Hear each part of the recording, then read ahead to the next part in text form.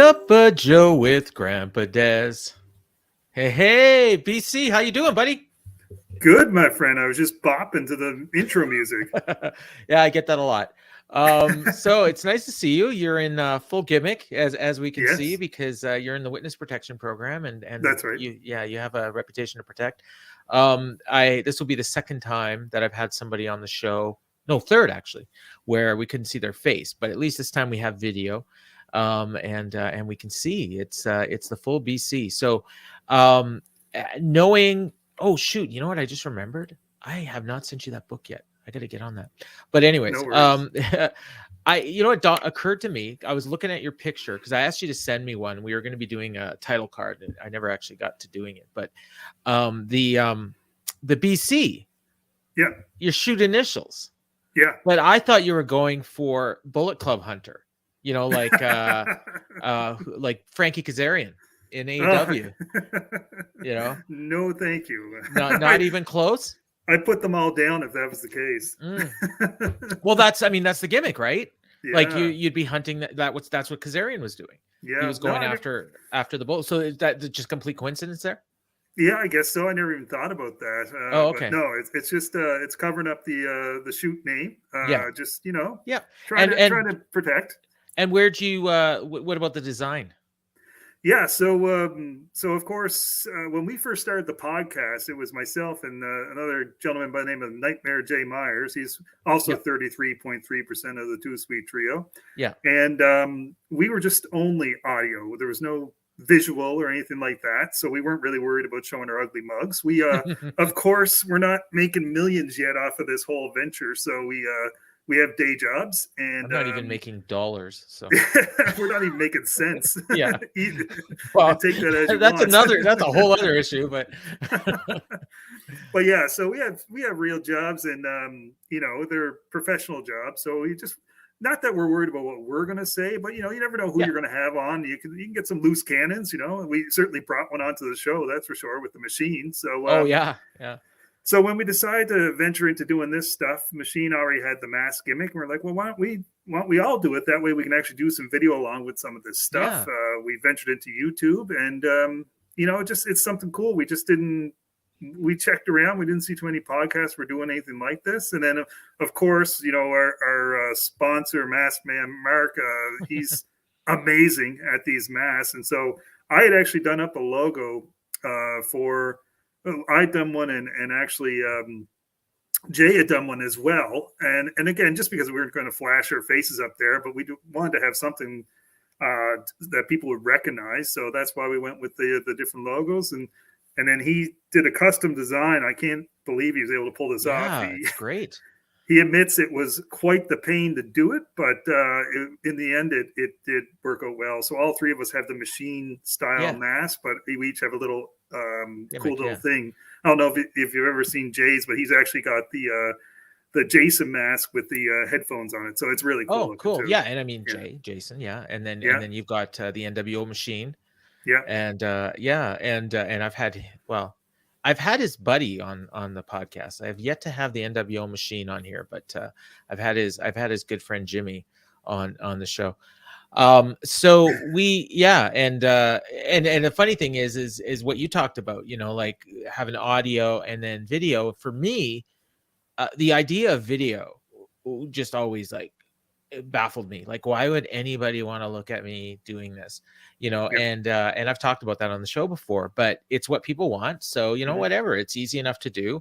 And I have the audio version as well. Personally, for me, like when I'm listening to podcasts, I'm listening to them. I'm not necessarily watching them because I'm usually doing something else. I'm working, I'm playing video games, whatever. The only podcast I actually really watch, unless it's something that somebody has sent me, say, hey, check this out or whatever. But I'll watch the Stone Cold ones because they're on the WWE network. So that, I'll put it on the PVR and I'll, it's usually like stuff to watch while I'm trying to fall asleep or in the morning as I'm waking up. So I'm kind of half paying attention, half sleeping. But I love what you guys are doing.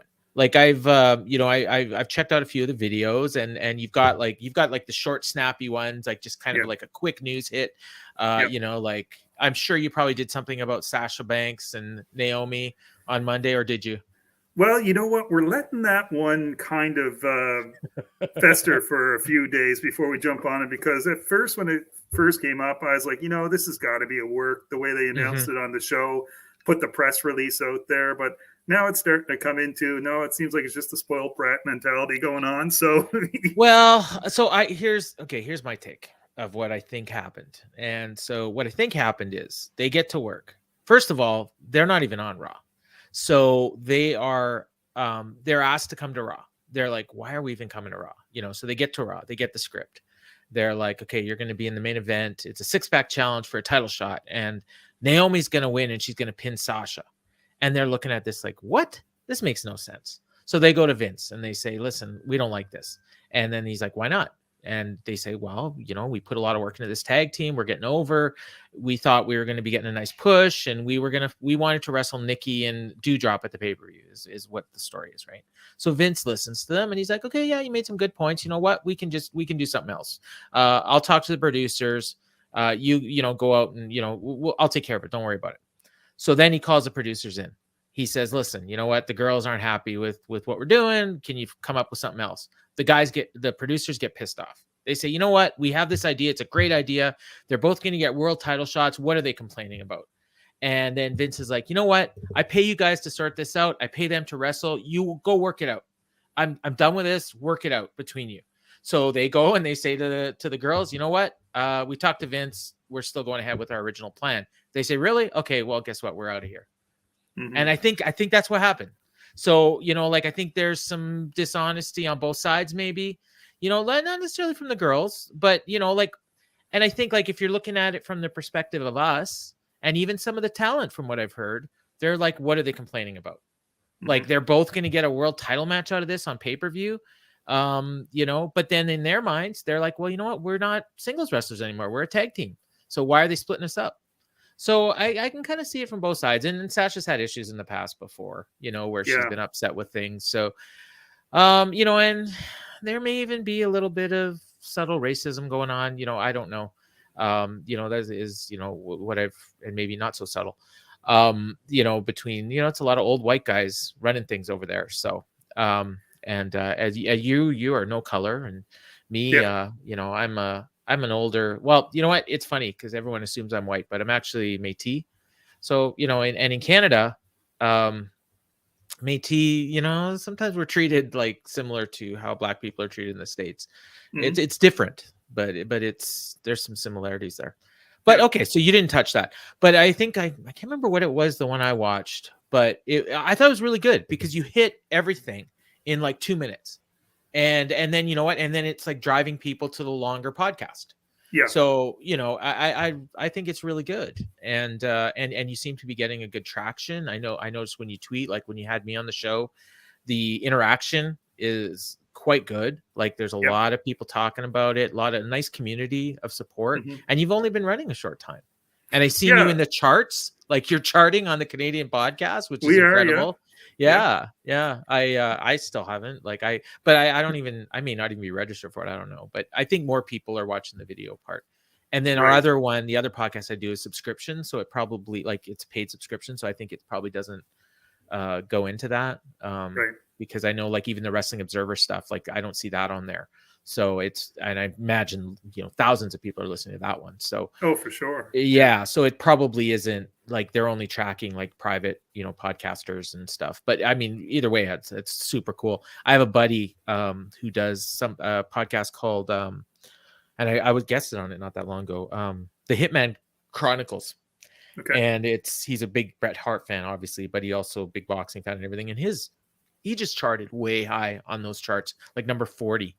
Right. And he was super excited about it. So it's a cool feeling, I got to tell you. And I mean, our whole point with the YouTube was just it was a compliment to what we're doing on the long form. The long form has been our bread and butter, but we knew there was some stuff that would make some funny clips or whatever to throw on YouTube. But the whole, we live in a bit of a short attention span society. So we figure let's make them quick. Now we do have our WrestleMania memories episodes, which are 20 to 30 minutes, but that's a little bit different. Somebody it's hard to do WrestleMania in 2 minutes, right? So we want to make sure we're doing justice to that. And I'm thinking about doing something different down the road. I might go back to, because I'm an old school guy, so it might go into some old school stuff. So we'll see what that'll do. But yeah, 2 minutes is trying to be our sweet spot. And of course, Machine, with his experience, he knows how to get that done quickly, and get a few laughs in there too. So we're just trying to entertain people. But yeah, it's pretty interesting that our YouTube right now is probably doing a little better than our audio. But really? Okay, cool. But we're putting so many videos out all the time, and like you say, it's the IWC is funny. There's some really toxic elements of it, but there's also some very supportive elements of it too. And we managed to find the supportive elements, and not only are they supporting us, but we're supporting them. And there's a really good group of people that are putting some quality stuff out there that I put up against some of the big name podcasts that you see out there as well, that really they get views because of the name of the person doing it, not necessarily how good the podcast is. So it's fun to do. And when you see yourself chart, that's a pretty good rush. But that's awesome. I'm amazed that there's more than just my mother that wants to listen to us talk about this. So I'll take whatever. Well, yeah, like when I started doing this show, it's like, if you look back and some of the numbers on some of the shows, I was like shocked, oh wow, like I can't believe how many people watch that. And then there's other ones that I thought were really good, and even some big names that I had, and then I didn't get hardly any numbers. So for me, like, I found like, the charts are cool, and if I was on that service, I would definitely be checking it. But I try not to check the view counts, because I just want to, like, if I had fun doing the show, and I almost always do. And for me, like, I figured out, like, about 10 episodes into this, that the reason I was doing the show was not so much to do a podcast or to be famous or whatever. It was basically just to have conversations with cool people. And because, like, I started this in the pandemic, I mean, we're coming out of it, but it was a way to connect with people, that because I'm 95% of the time I'm in my basement, I'm either working or, it's after work and I'm watching TV, whatever. And so this way I'm actually having, like, face-to-face, virtually, conversations, and getting to know people. And that's cool. And you can do it through chat, but it's not the same. And that's why I like this. And a lot of times the conversations, like, obviously this one is going to be a little more wrestling centric, because and the podcasting, is what I'm really interested in. Right. But because, you're protecting your identity and everything like that. But in some cases, like, I'm, these are people that I've known online, but I'm not necessarily actually spoken to, one-on-one, voice to voice. And so getting to know them, getting to know the person outside. So some of these conversations have gone in, like, really different directions. I know I saw you had watched the first one. Yes, I really enjoyed that one. I loved that one. Like, that's probably my favorite one. And it was just two buddies that, were looking out for each other. It was great. Exactly. Yeah. And Mike, Mike Gilbert was the guy, and he hosts a show. And actually, I'd strongly recommend it. I think you'd really like the show that he does with JD Oliva on our Fight Game site. It's called Brace for Impact, and they talk about Impact Wrestling. And I don't know if you watch that, but they make the show so that even if you don't watch Impact, you'll enjoy the show, because they basically just crack on things, and they're fans of Impact. But when something's bad, they're not afraid to say it, and they'll talk about other things as well. Like, they go off on the CYN guys. Have you seen that thing, that Control Your Narrative? Yeah, I have. Yeah. They go off, like, every week. They do a segment where they just, whatever, something stupid Braun Strowman did, or something dumb that EC3 said, like, and they'll just go off. But and it's free. It's on our Fight Game Media Network free feed. And then they have, like, a Patreon version where they go, like, an extra 30 minutes, and you pay the $5 a month for that. But if you just want to watch the free show, and then they put YouTube clips up every week too. So, and that's what I find, like, Fight Game Media is doing a lot of, is throwing this stuff up. They'll take, like, 10 minutes out of our show and put it up on YouTube. And then it's like, they'll put a little banner on the bottom, so, subscribe here, and, you can get the full show every week or whatever. And then we're even now doing shows that are specifically just for YouTube, like what you're talking about, like the 2-minute. Right. I actually just recorded one on Monday, and it's an MMA one, but it's 8 minutes, and it's basically just breaking down the upcoming UFC card from a betting perspective. So I'm like, okay, here are the odds. Here is past history. this person is like 4-1 as an underdog. This person, don't bet on this person. They never win when they're the favorite, like kind of things like that. So, yeah. Well, is it hilarious that how open the betting and the gambling is now? Because right? I was this weekend, I was just in a restaurant, like for the first time forever, and I was with my wife and son, and they showing on Sportsnet just like it was a 10-minute show on the gambling odds, right? And I'm like, just talking, I'm like, can you think back to CBS football when they had Jimmy the Greek on there, and Did they get fired for giving the spread? No, he was giving fake scores of football games, which was actually the spread, but right. he was showing it by saying, well, it's going to be Dallas 30 and Minnesota 27. So, it's what the spread is going to be on that. Oh, right? Okay. But, so he's trying to give the spread without giving the spread. Exactly. Because they weren't allowed to talk gambling. And it's gone from that to now it's funny. Once the government stepped in, it was okay for the gambling to be talked about on TV. Well, I know where you are. So I know you don't have like a pro hockey team there. We have the Quebec Major Junior League. Right. We have the Mooseheads. So do they have betting on that? I don't think they have it on the queue. No. Okay. Yeah. So, but when I go, I'm in Winnipeg. So when we go to a Jets game now, you look at your seat. There's like a little barcode on the seat, and you put your phone over that, and you're instantly taken to a betting site where you can bet on the game. And it's one click, $25, $50, $100. You can bet on the game.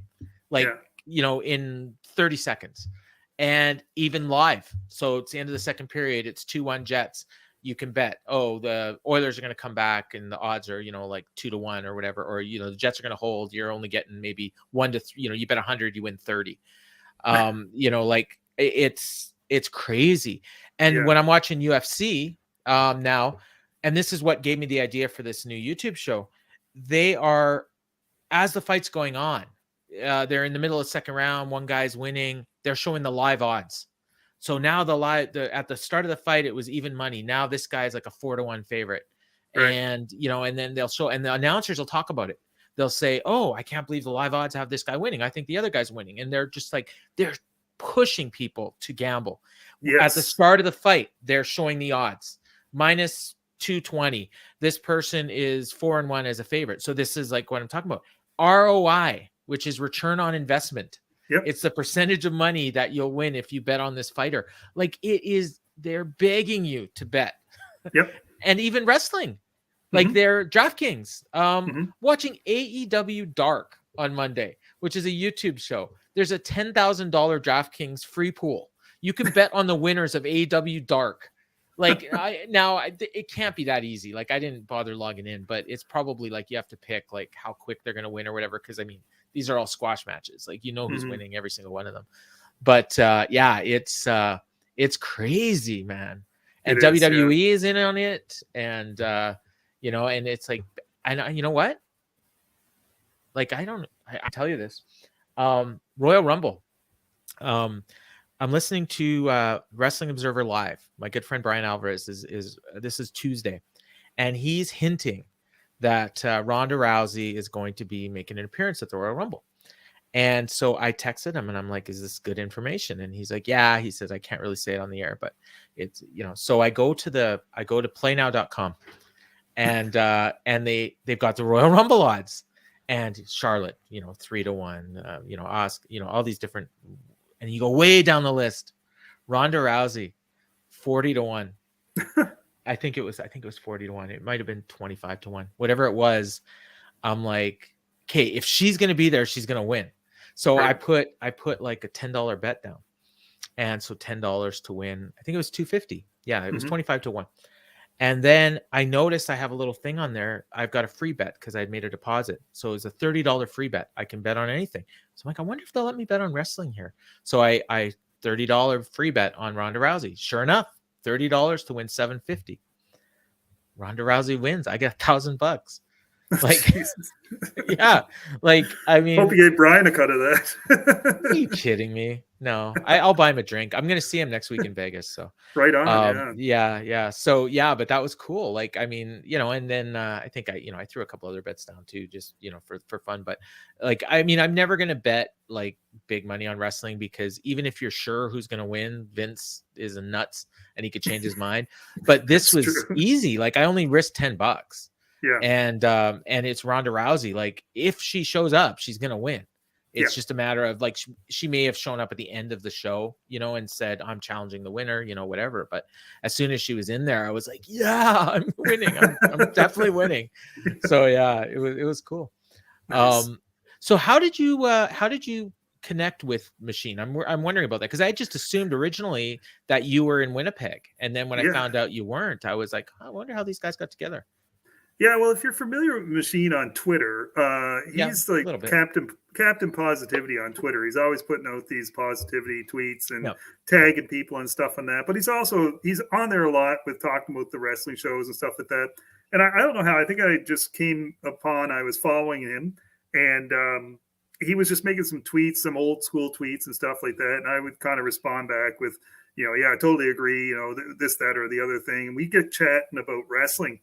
And I think he either DM'd me or I DM'd him or something like that. And we were just chatting a little bit more. And he had mentioned that he had kind of been in the business in the past. So we were chatting a little bit about that. And I said, why don't you come on the show sometime? Because like, I mean, we're not big deal. Like, it's not like we need to book the biggest guests in the world. We're just looking for anybody who likes to talk wrestling that we can have a good connection with.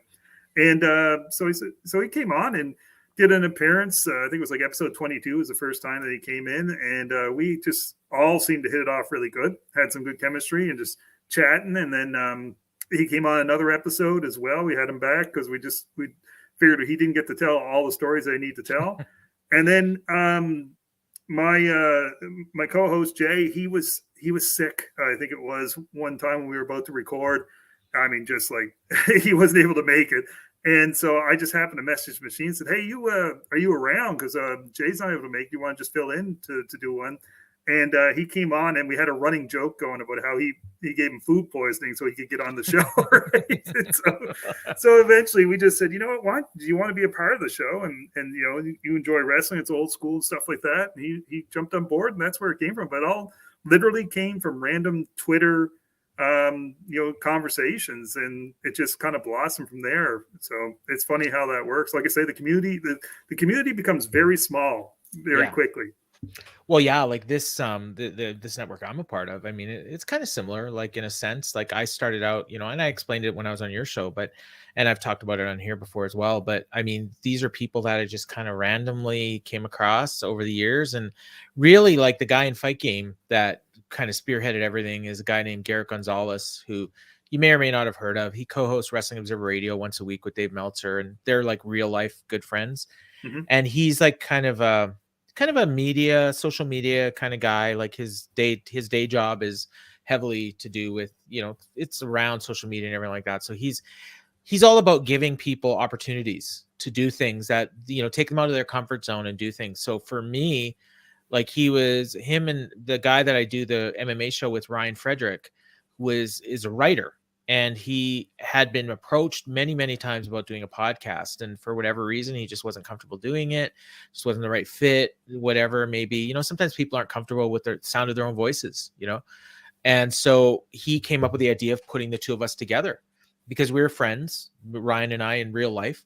We've met several times. Like it's a long distance kind of friendship. He lives in Dallas. I live here. But we've met at different wrestling events, UFC events and stuff. So for us to do a podcast, and it's like, like we're going to put this out there. I don't know who's going to listen to it, but, And at first it was on a free feed, and then it was on a subscription feed, and now it's back on a free feed. But it's, and we started doing the show, and we just kind of hit it off. And Garrett listened to us, and he's like, the first time he listened, it's like, it's just two buddies talking about MMA. Like, if you're into MMA, you're going to like the show. Right. And same thing with you guys. Like, it's two guys talking about wrestling. It's a different kind of podcast than I normally hear about wrestling. Mm-hmm. You're not like you're not like, hey, Ray, yeah, AEW, or boo Yeah. WWE, or even yay WWE. Like you're clearly, I think, definitely Machine. I haven't quite got a sense on you yet, but I think you just like good wrestling, I and do. you don't really Yeah. care about where it comes from. So you're probably more similar to me in that sense. Yep. But you're definitely not like AEW apologists like a lot of people out there that I hear. Or WWE apologists either. Exactly. Yeah. And whereas I think most podcasts I hear are definitely like, you listen to 2 or 3 episodes and you could say, okay, they got an agenda. They're either on Yeah. this side or that side. You guys are right down the middle with kind of an old school feel, which I kind of like, because I don't hear a lot of that. And you're not Jim Cornette, like shouting at, like shouting at windmills either. Like, well, it's funny. I enjoy Jim Cornette. I mean, yeah, like his wrestling side of things, like take everything else and put it yeah, aside. But I mean, his knowledge. I like the yeah, same thing with Dave Meltzer. Like we talked about Dave on our podcast, and I know we rally against Dave with the whole AEW love, but you know what? I have complete respect for Dave for his wrestling knowledge and what he's done to preserve the history of wrestling, and that's the coolest part about it. I'm a history guy myself, but right. it's funny the way you talk about it, because when myself and Jay, when we started, we said we don't want to be fanboys. We don't want to just be reviewing shows and that's it. We want to have some fun with it. We want to do something different. But we said being Canadian, as you can attest to, we want to be kind of like the guys in the intermission of the hockey game that kind of analyze things, throw a little bit in there. But we haven't gotten in the ring ourselves, but Mm-hmm. we certainly have 40 years of watching it, going to shows, different things. We certainly have learned what this is all about. It's no secret now as far as what's going on. And we just wanted to take it from that level, just to kind of be like those intermission guys that give you a little bit of entertainment, but they're not just going to thumbs up, thumbs down, that type of thing. Yeah. There's 8 million other podcasts that'll give you a review of the show and tell you match by match how the ratings were. And that we just figured we don't need to do that. We'll have some fun. We do different episodes about like the greatest theme songs or the greatest entrances or this, that, or the other thing. And it's just fun stuff like that. And then, of course, with Machine coming in, he brings that comedy side of it as well. And then he'll just throw those one-liners in there all the time. He's so good. He's so oh good. my God. Yeah. Like the funniest line I've heard from him the whole time, because he just rallies against Charlotte Flair, right? And I mean, we certainly have a different viewpoint on her, but when I finally asked him one time, I said, was there ever a time when you actually enjoyed Charlotte Flair's work? And he said, yeah, 6 faces ago. just absolutely. Oh man. Lost I know what he meant by it, but I know. Just, well, you know what? Like he thinks of, right? If you go back and look at like 2014 Charlotte Flair in NXT, like you can't even recognize her.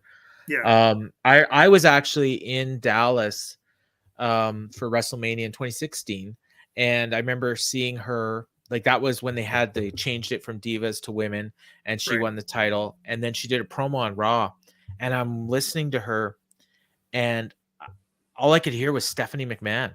Like the verbiage, the actual voice, and there was something with her voice that had changed since like 2014. And then it dawned on me, it's like they're probably both doing HGH. But nobody talks about that because they're women, and and it's like you'll talk about boob jobs or Astra, whatever, but or facelifts, as Machine would put it. But with her, like I think there's other stuff too. Like it's not just guys using performance enhancing drugs. Women to stay in that kind of shape, it's hard. Personally, for me, like I think she's a great worker. I think she gets heat. And I think they finally have found a role that she's getting the proper reactions, because when she originally she was a face, and then people would boo her, and then they turn her heel and they cheer, and it just went back and forth, and the crowd was fighting them. And then somewhere along the way, and I think it's basically been in the last year and a half, 2 years, pandemic maybe, where people just hate her, and and it's real life hate, like like Machine. Maybe some of it's unwarranted, but she's using it and she's playing into it, and it's made her an effective character. Exactly, just like her dad. Exactly. Dad, well, her dad had the same issue. Like when he was a baby face, people would boo him because they want to see the heel, and then when he's a heel, they're cheering him because he's so cool. How can you not cheer? Style and profile and different woman every night. Like the limousine and all that. So it's hard to boo somebody like that. And then when you're a babyface and he's deliberately trying to be over the top with being a babyface, then it's like, oh, I don't want to watch this guy. Like No. So I think when he the feud with Vader in '93, that was like the most pure babyface that Ric Flair ever was, I think. That was the most well done, but there was a good story. Is the comeback story, the David versus Goliath, that stuff, and then they switched him heel pretty quick after that, if I remember correctly. They did, yeah, '94. Which was the right move, yeah. Yeah, because they brought Hogan in, right? Yes, and and so but even then, like they turned him heel, but it took like 3 months, and the fans were booing Hogan and cheering Flair. It wasn't anything he was doing wrong. It was just, how can you boo this guy? And even now, like, I mean, well, not now, but the last time he was a featured performer on TV, like, he constantly would try to be a heel. And, like when he was with Lacey Evans, they're supposed to be heels, and he's out there, woo, woo, and he's like, I'm pregnant. Yeah, I'm going to be a dad, like, how can you not cheer that? Like, I know, you know what I mean? Yeah, it's ridiculous. But, so that's what I like. That's what I like to hear in wrestling. And I have the Dynamite show that I do. Like, obviously it's recapping Dynamite.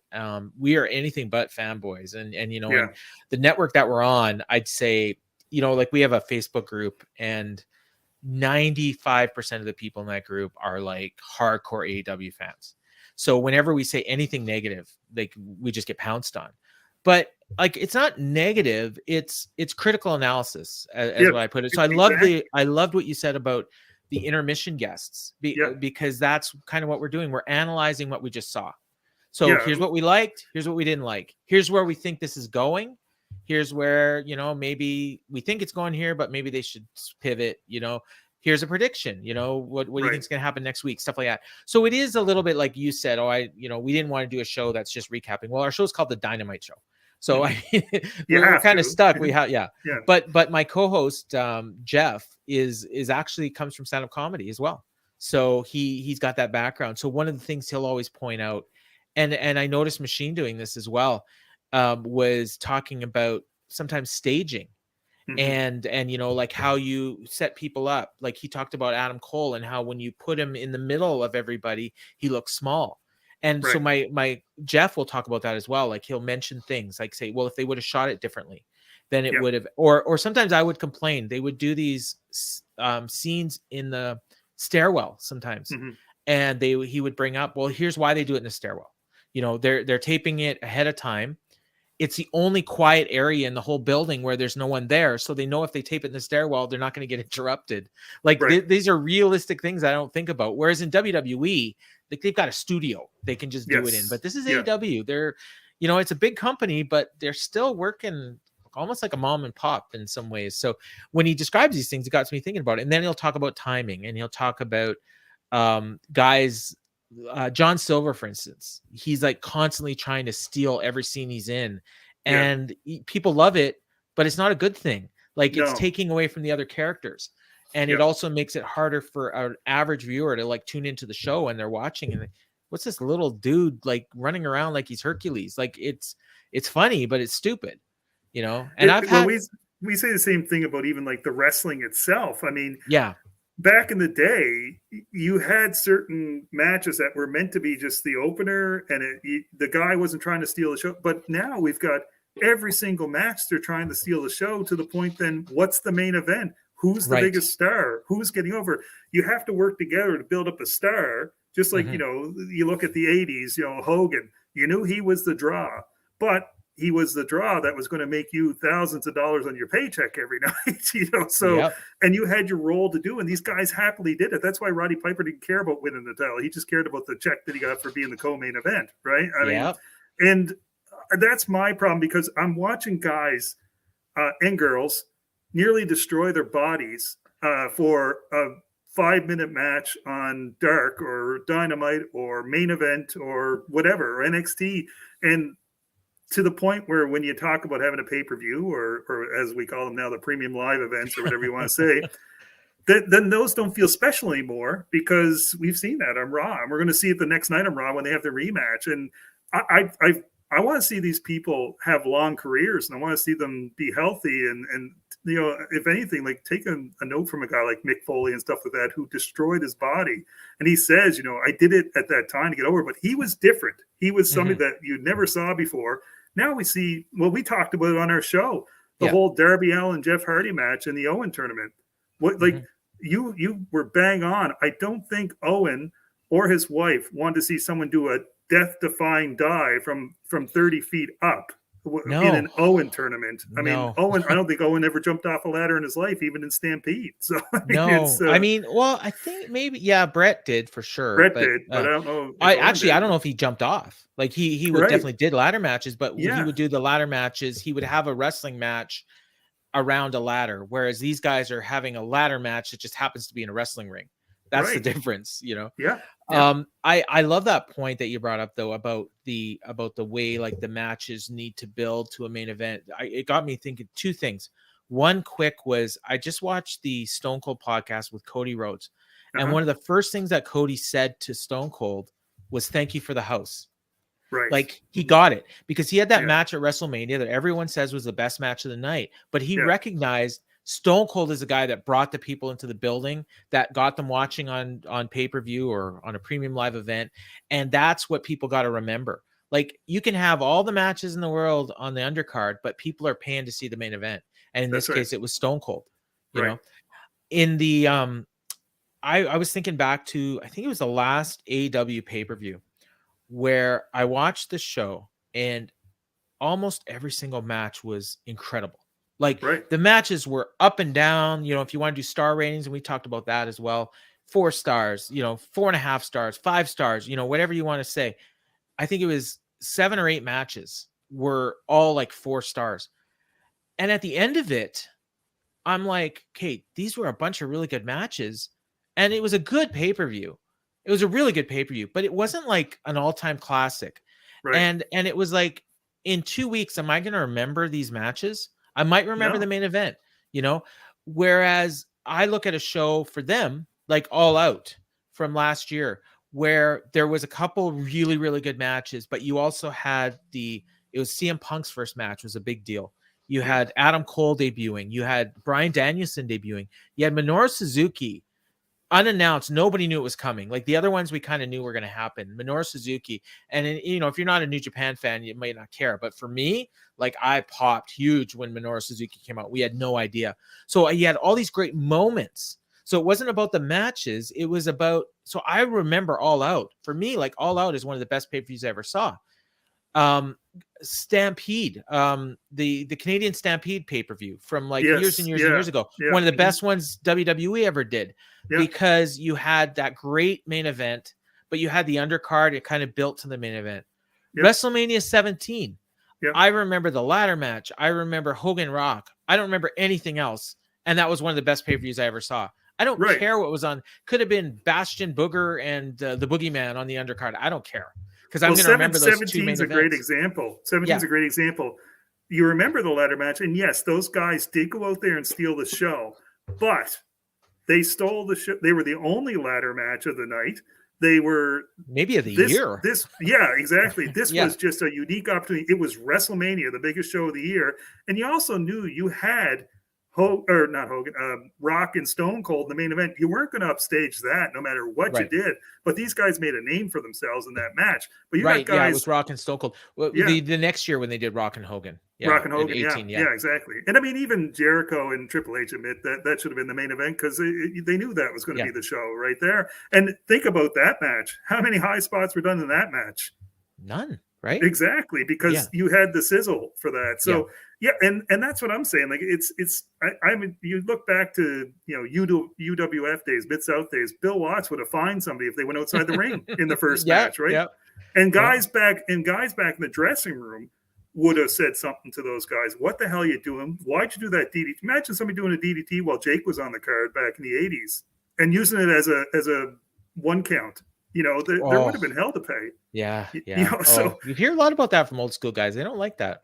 No, I keep arguing that like you can't get any finishers over because they're just overusing. Like I think it could bring the headlock back and make it a finisher with the right guy because nobody uses something like that. It's just MJF was doing that last year.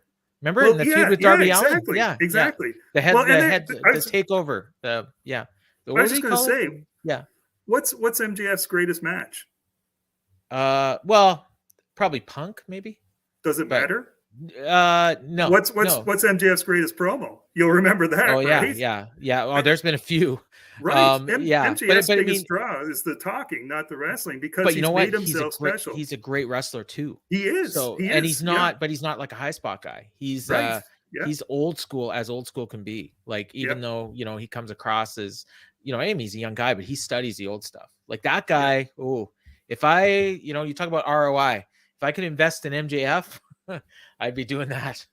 Yeah. Do you think the stuff that's going on right now is a work as far as him saying about his relationship with Tony? Mm, uh, yes and no. I Mm. think that he's playing it up, but I also think that he's making it very clear that he's going to be listening to offers from the other side. Sure. And so I think the whole point of this thing with what he's talking about, like the thing that came out last week and we're going to talk about this on the Dynamite show. Well, by the time people listen to this, I've already recorded it, so I'm not spoiling anything. Yep. I think what's going on is that he wants to resign with AEW, but he also wants to maximize his money. So he's saying to Tony, hey, if you want me to agree right now to sign a 5-year extension, I'll do it, but I want more money for the rest of my contract now. But I think what Tony's doing is he's saying, you know what, I don't know what's going to be happening in 2 years because I don't know what our TV deal is going to look like. So we signed a contract for 5 years in good faith, and he's vastly underpaid right now. I don't know what he's making. Yeah. I'm going to guess probably like $150,000 a year, like way low. He should be at least $1 million, if not, double, triple that. Mm-hmm. So maybe he signs a 5-year extension for $10 million, and then he agrees to a raise of $1 million a year for the next 2 years. That's how this is going to get done. If he takes it to 2024, at that point, he's just going to listen and say, okay, here's what WWF is offering me. WWE is offering me. Are you going to match it? Because I think the AEW is still going to have the first right to match. So Vince can afford to pay him whatever he wants, and he can afford to offer him, like they did that with Kevin Owens. They offered Kevin Owens $3 million a year. There's no way AEW is going to pay Kevin Owens $3 million a year. So it was, it was a no-brainer. If they go in ahead to say to Max, hey, $10 million a year. I mean, I think he's worth $10 million a year. And if Tony could afford to pay him that, he probably would. Vince could afford to pay him $100 million a year if he wanted to. They're making so much money, probably not $100 million, but $10 million for sure. Well, Machine brought up a good point last episode when he said that if they sign him, he's going to bring the roster up because they got to pull their socks up to keep up with him. Look what they're doing with Cody. I mean, if you think that they're not going to push an AEW guy, you're not paying attention. Because I tuned into Raw on Monday. First thing I see is countdown to Cody. And like, oh, I'm sure Machine was just rolling over in his grave, because he doesn't like Cody. But all through the show, they keep putting up the graphic in the corner of the screen, 45 minutes to Cody, 15 minutes to Cody. It's like, oh my God. Like, and then Cody comes out and we get that great entrance theme. And they're doing a good job with him. And right now, like, he might be the second biggest star in the company behind Roman Reigns, Give it a couple of months, the fans will turn on him though, unfortunately. But I honestly think that's the idea. Yeah. He did he pulled the tights to get the win over Seth Rollins. They're really going over the top right now with I think they're trying to recreate what happened in AEW. Yeah. Where, I don't know if I'm right. Maybe they're trying to get ahead of the curve, like, because they figure the fans are going to turn on him at some point anyways. So let's pretend like it's our idea. Yeah. But they might do like a double churn with Seth going babyface and Cody going heel. I could see that. Although, but Cody would still play babyface, even though he knows that people are going to boo him. And so he plays into that. He does things that sound like they're babyface on the surface, but he's really trying to get people to boo. I think it's genius. Like I was super into him at the end of the AW run when he was cutting these promos and people are booing and he's talking about his dad and and they're booing, and Brandy, Brandy is such a great, you just hate her. She comes out and who told you it was open mic night, bitch? Like, oh my God. Like, I can't wait to see where they go with that. So part of the Cody thing might be to show MJF, hey, this is what we'll do with you. Exactly. That's what Dave Meltzer has been saying. And not just him, Wardlow. We talked about Wardlow on a show last week. You know, there's other guys there that I think WWE would definitely be interested in. 10, you know, Preston Vance. Yeah, I think 10's a little bit of a hidden gem there. Yeah. Even some of the I'd say that WWE would do great stuff with the Acclaimed. Or the Gun Club for sure. Yeah, Varsity for sure. Blondes, you know, like guys that aren't really being used. I think WWE would take those guys and develop their personalities. Yeah, they may not be like FTR in the ring, but as we've talked about, that's not always the most important thing. You know, get people interested in your matches. That is the most important thing. You That's know, right. Yeah, Randy Orton has made a 20 years on top with, you know, headlocks and drop kicks, you know, and DDTs, like, and he's more popular now than he's ever been. So yeah, for sure. All right, you know, we got 45 minutes here, so we should probably wrap it up. But I definitely want to have you back on again. No, it's fun, man. This is fun. And anytime you want me on your show, you got my address. Hit me up. I will do it at the drop of a hat. For sure. Yeah. So for BC, I've been Grampa Dez, and this has been